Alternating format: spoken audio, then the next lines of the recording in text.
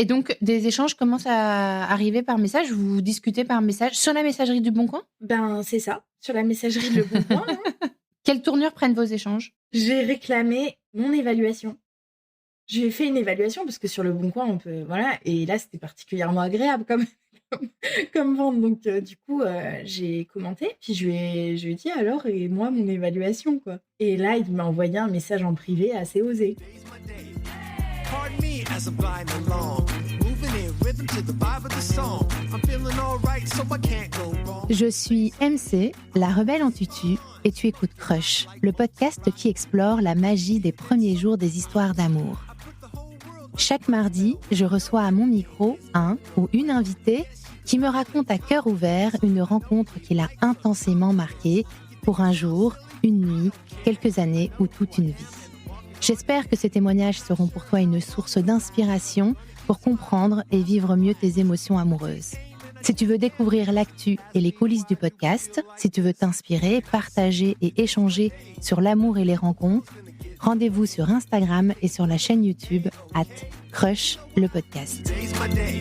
What can I say? Today's my day. Salut Hélène, comment vas-tu? Eh ben, ça va bien et toi, Marie-Charlotte? Très bien, merci beaucoup. Hélène, est-ce que tu peux, s'il te plaît, avant de me raconter l'histoire de la rencontre bouleversante dont tu vas me faire le récit, est-ce que tu peux te présenter en 5 hashtags? Donc le premier ce serait musicienne, parce que ça définit un peu ma vie, j'ai toujours eu de la musique dans ma vie. Ensuite, sensible et c'est lié, à la musique. Engagée, être musicien, c'est un engagement, total, une rigueur, voilà et puis, je suis engagée dans tout ce que j'entreprends en fait, j'aime aller au bout des choses. En hashtag aussi, j'ai choisi équilibre parce que j'ai toujours essayé de trouver un équilibre, dans tout ça, dans tout ce qui me plaît dans ma vie, voilà.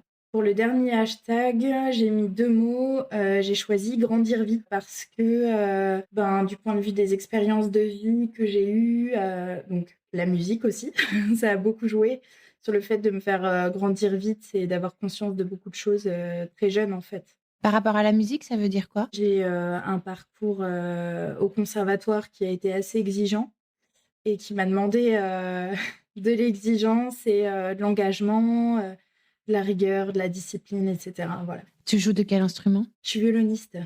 Hélène, est-ce que tu peux me dire dans quelle partie de la France ou du monde tu as grandi? Dans quelle ville, dans quelle campagne? Et dans quel type de famille, dans quel environnement familial? Alors j'ai grandi, en Normandie, puis, alors on a grandi avec mon frère et ma sœur à la campagne, mais c'est vrai que, de par la musique et cetera, j'ai été, contrainte en fait, d'aller beaucoup en ville, enfin c'était chouette, hein, d'aller en ville, mais, voilà donc, c'est vrai que j'ai été très autonome en fait, très jeune. À 14 ans, j'avais mon appartement en ville, enfin voilà. Il fallait que je me gère et que enfin tout était organisé pour que, je sois à côté, du conservatoire, à côté de la gare pour aller sur Paris ou sur Lyon prendre des cours privés. Enfin voilà, donc j'étais amenée à beaucoup bouger. Aujourd'hui, c'est ton métier, violoniste? Et ben, c'était dans mes objectifs, professionnels, mais finalement, j'ai choisi une autre voie mais je garde, le violon vraiment, le piano. J'en vois un derrière toi. Voilà, ça fait toujours partie de ma vie. J'ai, des amis très proches, qui jouent, dans les orchestres nationaux, dans des philharmoniques et cetera. J'ai toujours un pied dedans de par mes connaissances et mes amis. Dans quel type de famille tu as grandi? Tes parents, ils étaient ensemble, séparés? Alors mes parents étaient ensemble et sont toujours ensemble, donc ça a été des parents, très aimants, qui nous ont suivis dans tout ce qu'on voulait entreprendre, donc la musique, que ce soit le sport. Ils ont toujours été, derrière nous. Moi, ils m'ont vachement soutenue. Ils ont été très investis, après c'était très conflictuel entre eux, hein, ça l'est toujours, mais c'est leur fonctionnement et Et toi, du coup, quand tu arrives dans la vie affective et amoureuse, à l'adolescence, quelle vision tu as de l'amour, du couple et de ce que tu souhaites pour, l'avenir, pour ta vie sentimentale? je crois qu'à l'adolescence, en fait, je me laissais vivre, je pouvais tomber amoureuse et cetera, mais je cherchais pas à construire, enfin à me projeter vraiment. Pour moi, c'était la musique, c'était mes études. J'avais un profil assez carriériste déjà, finalement. Donc la musique passait un peu en premier plan et ta vie relationnelle. C'est ça, parce que j'avais un double cursus à gérer. J'avais mon collège-lycée et à côté la musique. Et du coup, j'avais pas trop le temps pour ça. Mais en même temps, j'étais attirée par ça parce que je crois que j'ai toujours été une amoureuse de l'amour quelque part. Donc voilà. Et en fait, au fond de moi, je savais que quand je m'engagerais quelque part dans une relation amoureuse, je le ferais à fond. Voilà, comme je fais des autres choses. Mais c'était chaque chose en son temps, voilà.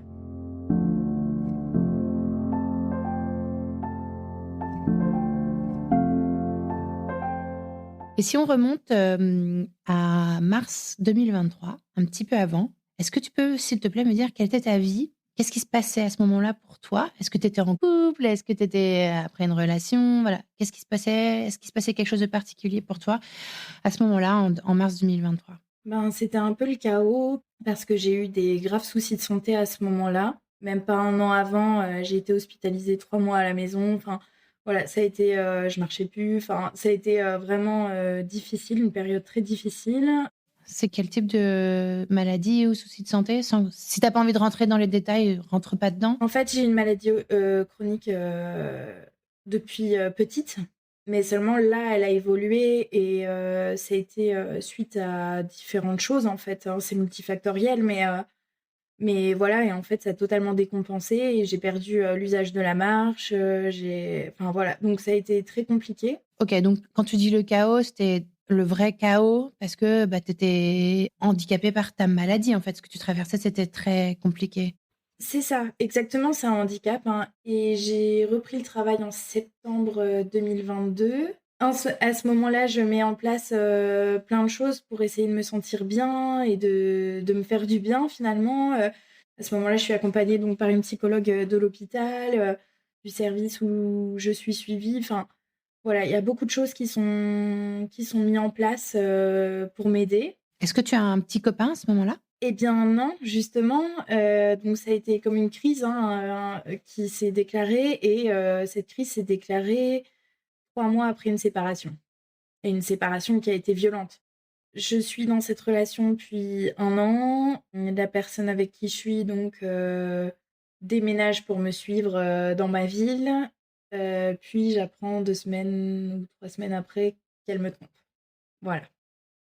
Donc moi, je m'engageais quelque part en la laissant s'installer dans ma ville et puis Quand tu dis là, c'est un garçon ou une fille? oui, c'est un garçon. Qu'est-ce que tu fais? Tu décides de le quitter? Je prends du recul forcément sur une semaine, mais en fait, je me dis que c'est impardonnable, pardon. Je me pose des questions concrètes, est-ce que je me vois, continuer, construire avec, cette personne? Est-ce que je me vois vivre une vie de famille potentiellement? Et ben, je me suis dit: «Vaut mieux vivre seule qu'avec cette personne». Donc, en fait, la décision a été facile à prendre quelque part parce que, voilà, pour plein de raisons. Tu te sépares. C'est violent parce que tu t'y attendais pas. En plus, il y avait un engagement. Il vient te voir, il vient vivre avec toi et en fait, il te trompe. Tu encaisses et j'imagine que tu es dans un état psychologique un peu particulier de chagrin d'amour, de déception. Je me réfugie dans le sport, je me réfugie dans plein de choses et du coup, ben, j'en demande beaucoup trop physiquement à mon corps et voilà. Les 3 mois plus tard, Ouais, le retour de la maladie est là, c'est ça? totalement. Ben, à ce moment-là, en fait, j'y croyais plus. Je disais même à mes parents, «Voyez, j'ai tout réussi quelque part, professionnellement et cetera, mais je crois qu'en fait, du point de vue familial, j'y arriverai jamais». Et du coup, du point de vue enfin, qui va vouloir de moi? Qui va alors que je marche à peine, alors que, j'avais 25 ans, donc j'étais toute jeune, en fait, voilà. À ce moment-là, je suis toute jeune et je vois un peu la vie en noir de ce côté-là. Quand je marchais pas, l'été d'avant, mon frère, à ce moment-là, m'offre une Switch, alors que je ne suis pas du tout, jeux vidéo, mais et donc je m'occupe avec cette Switch et puis, 6 mois après, on me conseille, Mario Kart 8. Et là, je me dis, je vais le trouver sur le Bon Coin. Là, quand t'es malade, du coup? J'allais mieux, mais je continue de jouer. Et voilà, donc Mario Kart 8, je voulais absolument l'avoir. Tu vas sur le Bon Coin? Ouais, voilà. Et je galère à le trouver parce qu'il est acheté à chaque fois dans la seconde dès qu'une publication est publiée. Enfin, voilà. Donc je me dis, c'est compliqué. J'ai mis 2 mois à réussir à acheter Mario Kart 8 quand même. Je finis par trouver ce jeu et puis là, je vois cette annonce et puis j'achète instantanément. Hein. Et je vois que dans la soirée, eh bien, mon achat est confirmé. Donc, soulagement. Je vais avoir Mario Kart. En fait, je trouve qu'il est hyper sérieux dans sa vente et hyper... Par message, tu veux dire? Hyper pro par message parce qu'on se vous voit, on s'envoie des messages classiques d'acheteur-vendeur. Voilà. Et je lui fais remarquer que son sérieux me marque parce que c'est rare, en fait. Surtout qu'aujourd'hui, sur le Bon Coin, on n'est pas forcément obligé de se parler, en fait. On peut juste faire une transaction sans... Et lui, il te dit quoi? Genre, quel type de message? Lui, c'est bonjour, je m'occupe rapidement de votre envoi. Voilà, il est soigné et déposé à l'instant un dimanche. Je me souviens, c'était un dimanche. Je me fais ça le dimanche. Et il m'envoie la photo du colis hyper bien emballé, quoi. Donc, je trouve ça très sérieux. Et d'ailleurs, ma mère était chez moi à ce moment-là et je lui fais remarquer. Elle me dit « Ah oui !» Et on continuait à discuter. Elle me l'expédie, je le reçois. Et dès que je le reçois, je lui envoie une photo du jeu. Parce que je me dis, allez, à l'inverse, voilà. Mais en fait, je cherchais un peu quand même. J'ai l'impression. Tu cherchais quoi? Je sais pas. En fait, je le trouvais très sympa par message. Et je crois que du coup, ça a ouvert ma curiosité, en fait.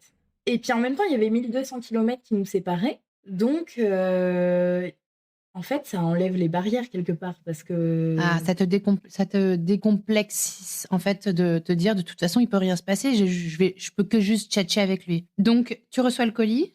Et là, il commence à me tutoyer en me disant... super, j'aurais bien fait quelques parties avec toi. Voilà, c'était une super transaction. Amuse-toi bien. Salut, quoi. Ok. Il n'y a aucune photo sur le Bon Coin? T'as pas la photo, t'as pas la voix, t'as aucune info. Tu sais pas quel âge il a, tu sais pas à quoi il ressemble. Rien du tout. Tu sais juste où il vit. Et encore, c'est approximatif et j'avais même pas regardé. J'avais vu à peu près où c'était, mais... Et donc, des échanges commencent à arriver par message? Vous discutez par message sur la messagerie du Bon Coin? C'est ça, sur la messagerie du Bon Coin. Donc... Cet épisode n'est pas sponsorisé par cet annonceur, je précise. Peut-être qu'on fera sponsoriser des choses, on ne sait pas. Mais voilà. Quelle tournure prennent vos échanges? Je vais réclamer mon évaluation. Je lui ai fait une évaluation parce que sur le Bon Coin, on peut... Voilà. Et là, c'était particulièrement agréable comme vente. Donc, du coup, j'ai commenté. Puis, je lui ai dit alors, et moi, mon évaluation, quoi. Et là, il m'a envoyé un message en privé assez osé. C'est-à-dire? C'était un message... que c'était une super transaction, que... Enfin, en fait, c'était assez romantique, en fait, dans l'approche du message. Donc là, tu es allé chercher le message en question sur le Bon Coin. Est-ce que tu peux me le lire? Parce que toi, tu dis qu'il a une tonalité romantique. Alors, je ne savais pas que je pouvais en faire. Que je pouvais en faire quoi? Des évaluations. Tu es friand des évaluations à force d'en faire aux autres. Je suis enseignante. Je fais un brouillon, tu me dis si cela conviendrait. C'est mignon. Transaction idéale avec qui est très attachante et très facile de sympathiser en sa compagnie. Elle aime blaguer et décore avec raffinement son intérieur. Seul drame, c'est qu'elle habite à 1240 km de chez moi. Il ne sera donc pas possible de lier mon cœur avec le sien. Voilà, c'est bien un peu long peut-être. Ah, c'est trop mignon, j'adore. C'est exceptionnel. Voilà. C'est exceptionnel parce qu'en fait, vous êtes dans une transaction commerciale sur un site de vente. Et le mec se sert effectivement... Enfin, il flash. En fait, ça veut dire qu'il ne flash que sur vos échanges écrits. C'est ça. Et notre photo, c'est dans le sens où lui, il m'a envoyé une photo du colis. Et moi, j'ai envoyé une photo du jeu sur ma télé avec, je pense, des éléments de déco autour qu'il y avait. Et lui a flashé sur mon intérieur. Il s'est dit, mais cet intérieur, j'ai envie de le voir, quoi. Ah ouais, donc c'est ça dont il parle. Quand il dit, elle est douée en déco. Et alors, voilà, ça s'arrête là. Tu réponds ou pas? Oui, j'ai répondu, mais un truc bateau. D'accord, mais tu sens que là, il essaye de te draguer? Ou qu'il essaye de te séduire? Ou qu'il essaye d'aller plus loin que la simple transaction? Non, je crois pas. Je crois que c'est juste pour s'amuser. Enfin, je prends pas ça au sérieux. Pour moi, ça m'a fait rire. Voilà, je réponds un truc bateau. Mais ça reste dans un coin de ma tête. 2 jours après, je vois qu'il publie son évaluation officielle. Je me dis, ah, quand même, faudrait que je lui renvoie un message pour le remercier. Et l'évaluation officielle, c'est pas celle qui t'avait écrite? Non, non, non, non, pas du tout. J'attends quelques jours, je me dis, allez, et après, je me dis, flemme. Je me dis, si, quand même, il est sympa, allez, je lui envoie un message. Donc, j'ai envoie un message et je lui dis que je le remercie, mais que je préférais celle en privé. Et lui, il m'a dit, bah oui, je voulais pas te laisser sur une sensation de manque. J'ai rempli consciencieusement ton évaluation. Et pour celle en privé, je me suis retenue, mais initialement, il y avait plus de romantisme. Alors ouais, là, il a je me dis, là, il y a de quoi. la partie. Et alors là, je lui ai mis plus de romantisme. Mince, j'aurais aimé lire le brouillon du brouillon alors. Oh, vous êtes trop fort en conversation, j'adore. Donc là, il s'est dit, mais le brouillon du brouillon, enfin, c'est pas quelque chose qui se dit, et à la fois, enfin, donc voilà. Et là, il m'a pondu un message. Tu veux me le lire? Valider une affaire avec Hélène, c'est aussi facile que de jouer à Mario Kart 8 Deluxe avec elle dans son chaleureux appartement agencé selon ses désirs, où l'on s'installe avec sérénité, comme placé sous une bonne étoile. Sachant qu'en déco, j'avais une petite étoile au-dessus de la télé. C'est se laisser tomber dans la profondeur de son regard quand elle gagne une course. C'est s'enivrer de son rire quand elle vous décanille avec une carapace de tortue. C'est de se sentir tellement envahi d'un charme irrésistible, qu'une aura envoûtante, qu'il ne reste plus qu'à l'embrasser pour ressentir que tout cela est bien réel. Échanger avec Hélène, c'est tomber amoureux de la vie. Oh, waouh! Non, mais le truc est énorme. Donc, toi, à ce moment-là, qu'est-ce que tu penses de ce message? Est-ce que tu te sens envahi, agressé, ou est-ce que tu trouves ça drôle? Parce que tu vois, tu peux te dire aussi, ok, le mec, c'est un gros dragueur, genre sur une app, ou n'importe. Et il drague sur Le Bon Coin, il drague sur Vinted, il drague sur. Enfin, tu vois. Qu'est-ce que tu te dis, toi, à ce moment-là? À ce moment-là, je suis très surprise. J'imagine. En même temps, je l'ai bien cherché. Donc voilà, et en fait, je trouve ces tournures de phrases vraiment chouettes. Enfin, je vois qu'il y a une syntaxe parfaite, que en même temps, il met de l'humour. Enfin, c'est génial, quoi. Et je sens l'intelligence, en fait, derrière. Et en même temps, je me dis, attention, voilà, il y a ce double sentiment où à la fois, je trouve ça génial, et puis il y a ce côté où il y a 1200 kilomètres, donc on sait qu'il y a ce côté impossible. Et en même temps, je me dis, on ne sait pas sur qui on peut tomber. Enfin, je veux dire, c'est osé, c'est très osé. Ça se trouve, c'est un dragueur qui fait ça à tout le monde. Enfin, on n'en sait rien. Enfin, à ce moment-là, quand on est dans cette position.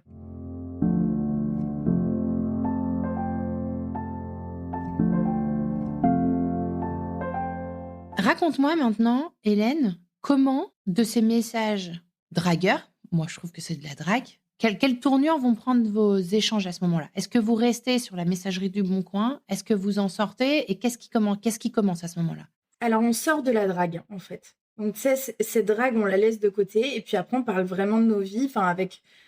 Il y a toujours cette touche d'humour et d'intelligence, mais on parle vraiment de nos vies. Et puis, moi, j'essaie de basculer sur un autre réseau. Enfin, je lui dis que Le Bon Coin, c'est assez limité. Et donc, clairement, je lui demande son numéro de téléphone, en fait, pour qu'on puisse échanger autrement. Et là, je vois qu'il y a des réticences. C'est-à-dire? Il veut pas. Je laisse tomber cette option et on continue de discuter sur Le Bon Coin. Est-ce qu'il te dit pourquoi il veut pas à ce moment-là? Et je crois que c'est parce que en fait, il projette rien, enfin, même dans cette relation, que ce soit une relation, je veux dire, même amicale, voilà, il projette rien. Et dans le sens où il est assez, enfin, il donne pas son numéro à tout le monde, en fait. Donc là, on est sur un profil de joueur. Avoir ce type de message avec quelqu'un, mais tout en lui disant, en fait, j'ai pas confiance. Je te filerai pas mon 06. Ce qui joue. Bah, disons que oui, c'était pas du tout en mode... Enfin, à ce moment-là, il est vraiment très attiré. Et il a envie de connaître, je pense, il a envie de faire connaissance. Et en même temps, il veut pas que ça prenne des proportions au tout début, avec un partage de numéro de téléphone. Et voilà, je pense qu'il garde sa vie privée assez privée. J'étais pas encore dans le privé. Il me demande finalement, je comprends, il me demande si j'ai quelqu'un dans ma vie. Est-ce que vous avez des infos, genre son âge, son prénom? Alors l'âge, c'est arrivé, je dirais 2 semaines après la vente. Donc là, je me dis: «Ah ouais, il y a une petite différence d'âge». Donc on a 16 ans d'écart. Puis en fait, j'apprends qu'il est avec quelqu'un. J'apprends qu'il est avec quelqu'un et d'ailleurs, il me dit: «Bon, bah, voilà, tu vois, nos échanges, ils sont super chouettes». En fait, on se rend compte qu'il y a comme un coup de foudre intellectuel, en fait. On parle de tout, enfin, même de littérature, enfin, il y avait vraiment, des points communs qui nous lient et qui nous intéressent et chez l'un et chez l'autre. Seulement, il est avec quelqu'un, donc il me dit clairement: «Bah, en fait, on va s'arrêter là. Voilà, c'était sympa, c'était des messages sur Le Bon Coin, voilà». Et puis, je suis pas ce genre de gars à jouer sur, plusieurs, tableaux et cetera. Ça m'est jamais arrivé dans ma vie, jamais j'aurais pensé que ça allait m'arriver. À ce moment-là aussi, il se dit qu'il y a une je pense que la différence d'âge, lui, il a jamais eu plus de 1 an ou 2 d'écart avec les personnes avec qui il était. Là, il y a 16 ans d'écart.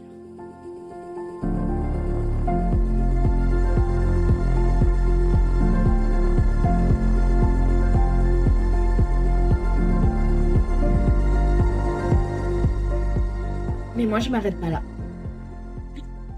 J'ignore, comme si de rien n'était.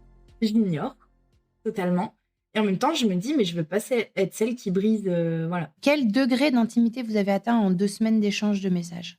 Parce que là, tu connais son âge, tu sais où il vit, tu sais qu'il est déjà avec quelqu'un, qu'il a 16 ans de plus que toi. Est-ce que vous avez des discussions plus intimes sur, qui vous êtes, ce que vous aimez dans la vie? Enfin, tu vois, tout ça, est-ce qu'il y a un accès, il y a un engagement un peu émotionnel? Oui et tout de suite quand il me dit et je précise, quand il me dit qu'il est avec quelqu'un, il me dit: «Voilà, c'est chacun chez soi.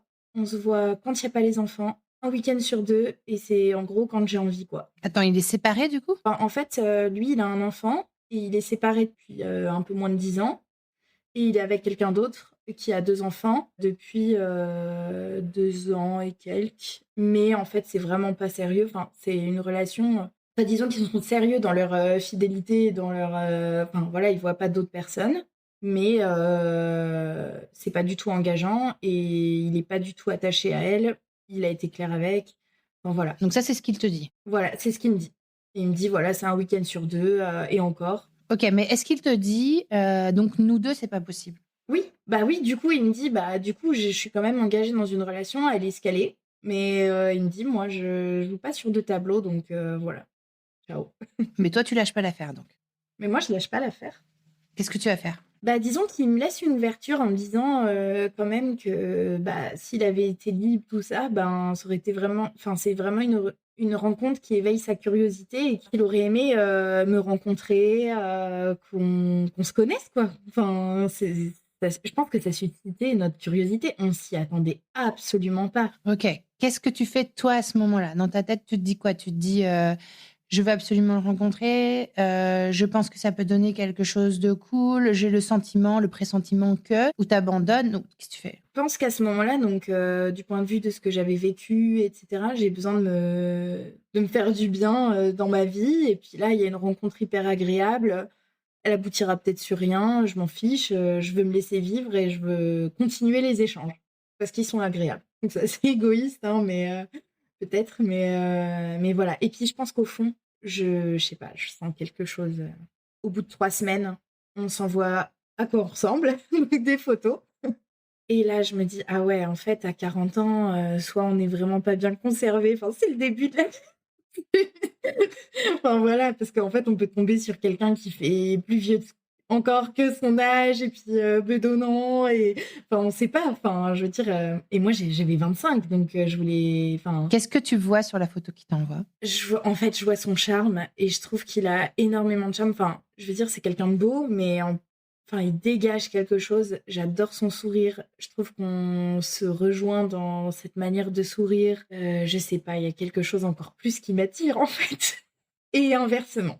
Et il me le fait savoir, je lui fais savoir et voilà. Et là, en fait, c'est lui qui dit: «Ben, on va s'échanger nos numéros de téléphone», enfin, quelques jours après encore. Donc là, en fait, on se retrouve limité et on a envie de s'appeler, on a envie de Donc là, vous passez sur WhatsApp, grosso modo? ouais, on a notre propre réseau social. Voilà, on est exclusif, on est sur Signal et en fait, à partir de ce moment-là, je crois à partir de début avril, on s'appelle tous les jours. Donc vous vous appelez aussi, donc tu découvres sa voix et tout? Et du coup, on apprend énormément de choses sur l'un et sur l'autre. Et puis, un week-end, donc en fait, ça faisait 1 mois qu'il s'était pas vu avec sa copine. Et puis un week-end, bah là, il la revoit et il me le dit. Il est honnête avec moi, il me dit voilà, ce week-end, je la vois, voilà. Et en fait, moi, ça m'a fait quelque chose. Là, ça m'a dérangée. Je le savais pas, mais ça le dérangeait aussi. Il lui en a fait part, mais j'étais pas au courant. Et puis, on continue nos échanges, les jours passent, et puis en fait, il demande à me rencontrer. Et là, je lui dis que, ben d'accord, mais sous certaines conditions, et que je veux pas être celle qui brise un couple, voilà. Enfin, en fait, là, je mets mes limites. Par contre, je dis que clairement, bah voilà, c'était sympa. Enfin, je veux dire, tant qu'il est avec cette personne, c'est pas possible pour moi. Surtout que j'avais été victime d'une tromperie, tout ça. Enfin, je lui disais, alors lui, il me disait, mais non, c'est juste un simple café. En fait, il était dans le déni, je pense, mais total, à ce moment-là. Tu crois que là, il est dans le déni? Ouais, il est dans le déni et il appelle, je sais qu'il appelle ses amis proches et en disant, c'est bon, je contrôle toute la situation. Enfin, voilà, en fait, il voulait pas se l'avouer à lui-même, je pense, ce qui se passait. Comment vous organisez votre rencontre? Ils se séparent et c'est ça qui donne lieu à une organisation pour une rencontre en vrai. Et puis en fait, son enfant l'avait déjà grillé hein, vis-à-vis des messages et il parle encore avec Hélène.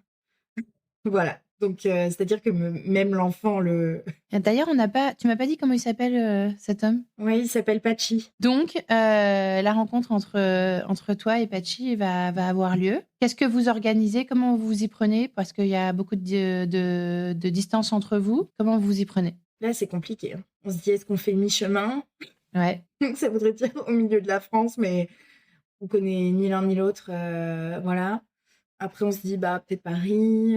Et puis finalement, je lui dis clairement, bah, enfin, viens à Strasbourg. Donc là, il dit, ah, bah, c'est osé quand même. Ah, tu l'invites Voilà. chez toi? Ouais, clairement. Comment tu te sens avant ce rendez-vous, enfin avant ce moment Horrible. Ouais. C'est-à-dire? Et pour lui aussi. En fait, il y avait un énorme enjeu. Il avait beau me dire, mais non, mais c'est juste pour un café. Voilà. Non, en fait. On le savait tous les deux. Et lui aussi, le jour J, il était. Voilà. Je pense que c'est un des moments les plus stressants de ma vie. Tu te sens comment? T'as peur? J'ai peur et à la fois j'ai hâte parce qu'en fait, tout ce qu'on s'imagine pendant plusieurs semaines, mois, et puis il y a ce côté, mais comment, si jamais on s'engage là-dedans, comment faire en sorte que ce soit pérenne? Parce qu'en fait, avant de se rencontrer, en fait, on avait discuté potentiellement de enfin, si on allait se mettre ensemble, enfin, dans le sens où on savait que cette relation n'était pas anodine en fait. Et du moment où il a quitté son ex-copine, voilà. Donc, tu sais, à ce moment, avant d'arriver à ce moment où vous allez vous rencontrer en vrai, physiquement, il y a beaucoup d'enjeux pour toi. Donc, du coup, il y a beaucoup de pression et tu as peur. Et en même temps, j'imagine que tu es surex. Totalement, dans le sens où bah, j'ai envie, en fait, de savoir à qui j'ai affaire, Enfin, je veux dire, je ressens beaucoup les choses en vrai aussi. Alors, à ce moment-là, je me prépare le matin. C'était un samedi. Et puis, il vient pour le week-end, en fait. Donc, je vais à la gare. Et je reste sur le quai, mais là, je fais les 100 pas. Voilà, j'ai son numéro de voiture, il descend et en fait, bah, évidemment, je reconnais, hein. Et l'émotion était très forte et pour l'un et pour l'autre et en fait, on se prend dans les bras.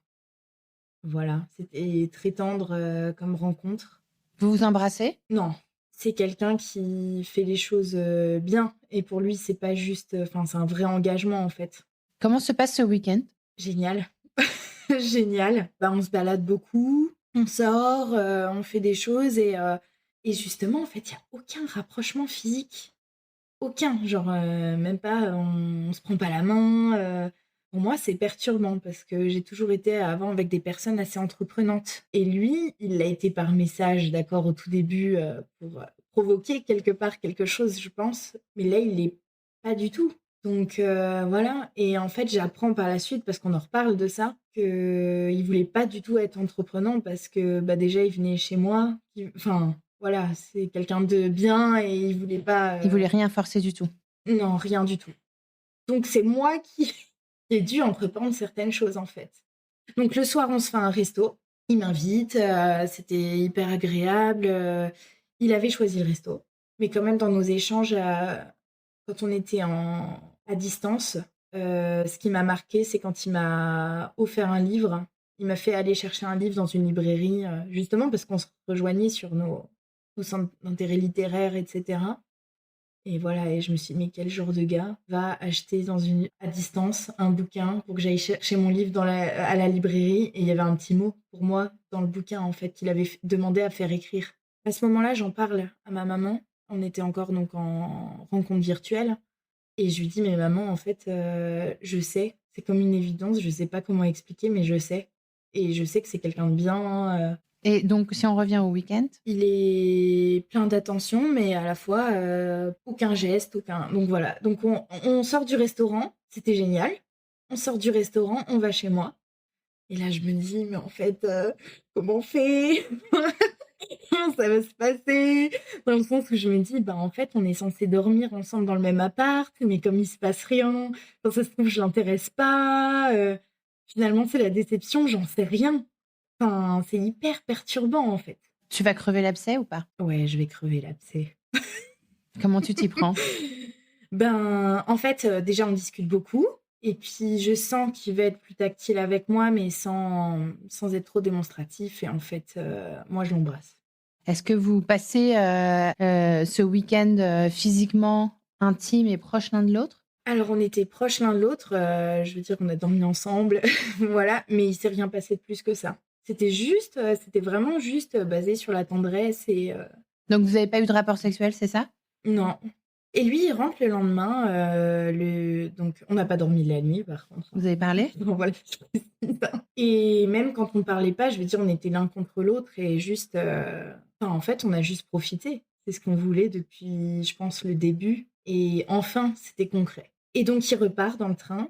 Et dans le train, tout de suite, il m'envoie un message en me disant, mais en voulant, en fait, tout de suite statuer, officialiser la relation, en fait. En me disant que embrasser quelqu'un, pour lui, en fait, c'est engageant et que il me demande déjà de programmer le prochain week-end.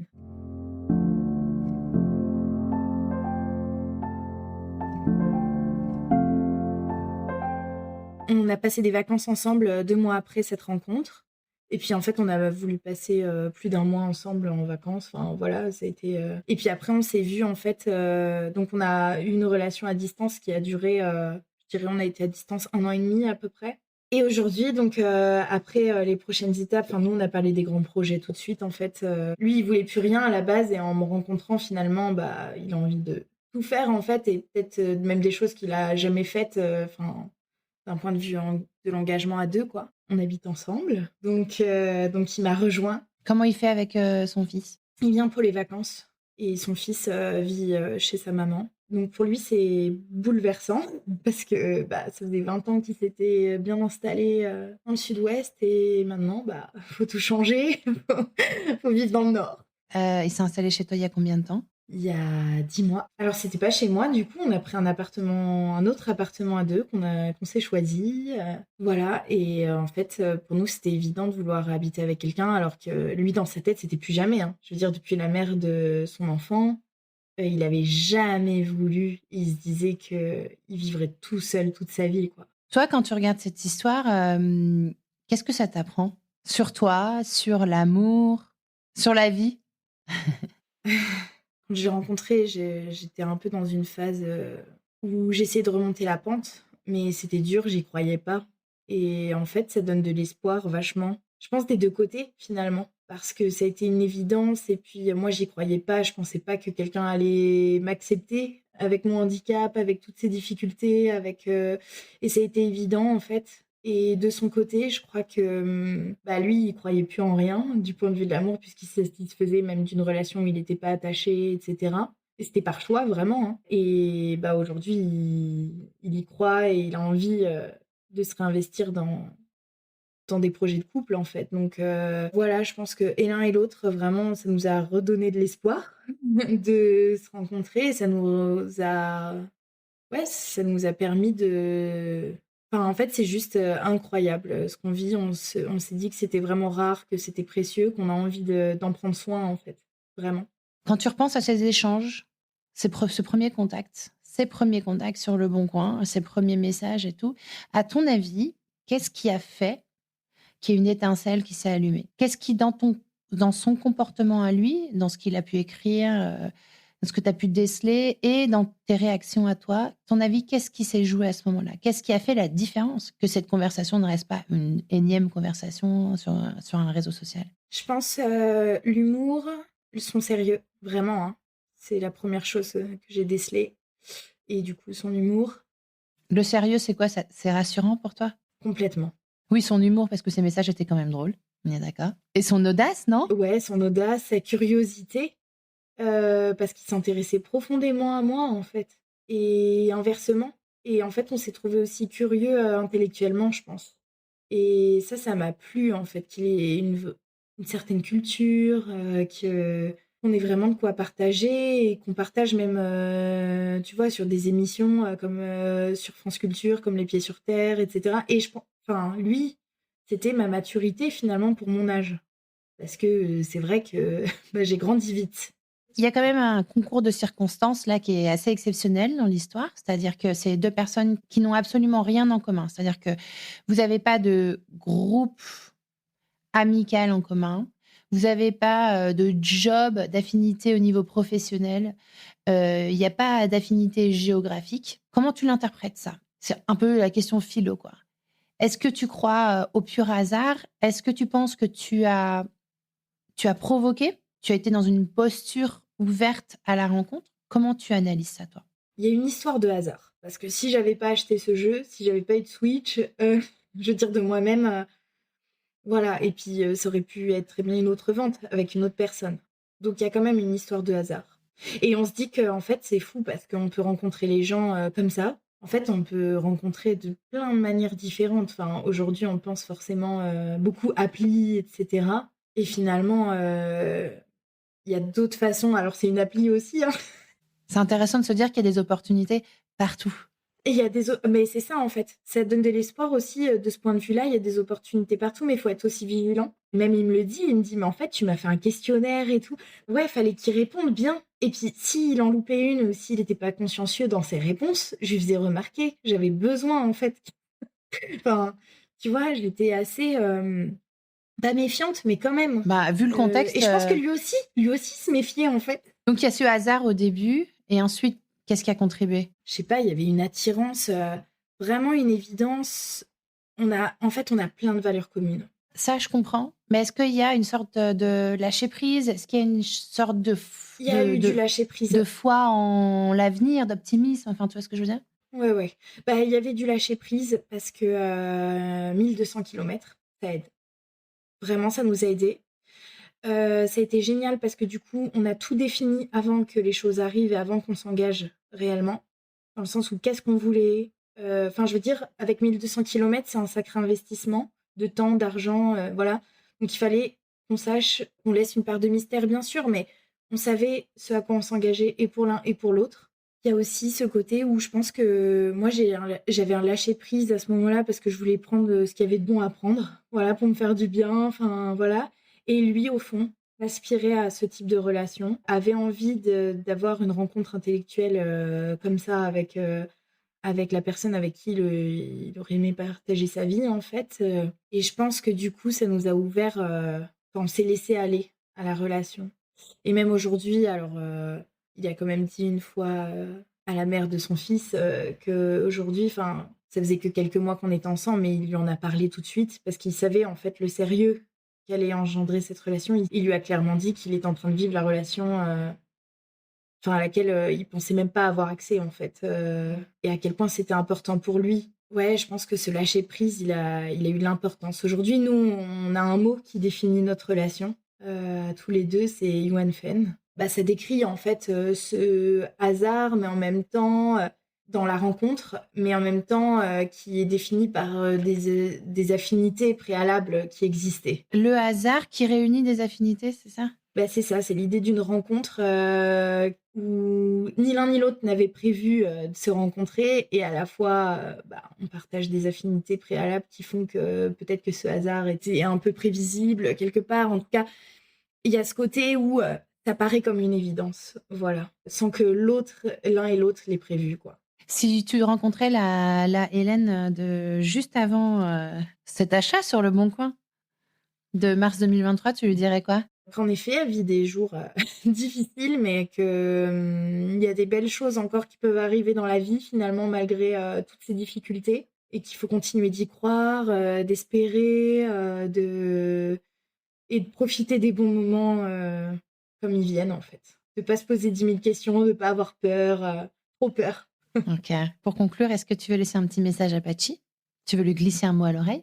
Un petit message Le Bon Coin? Je suis vraiment reconnaissante de ce qu'il est et de tout ce qu'il fait pour moi au quotidien, que je l'aime très fort et que je suis très contente en fait de partager sa vie aujourd'hui et que j'espère que ça va continuer comme ça pour un certain nombre d'années. On y croit et on est très heureux. Merci beaucoup Hélène pour ton témoignage, merci. Merci à toi Marie-Charlotte. Everything's gonna be A-okay. You know why? Today's my day. Merci d'avoir écouté cet épisode.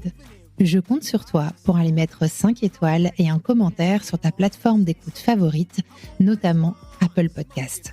Ça prend littéralement 30 secondes et c'est crucial pour soutenir mon travail complètement indépendant. Si tu veux venir à mon micro, tu peux m'écrire sur crush.lepodcast@gmail.com et si tu veux me soutenir financièrement, clique sur le lien Patreon dans le descriptif de cet épisode.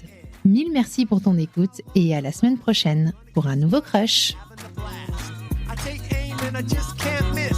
Ask me why do I feel like this? What can I say? Today's my day. Nothing in the world's gonna get in the way. Everything's gonna be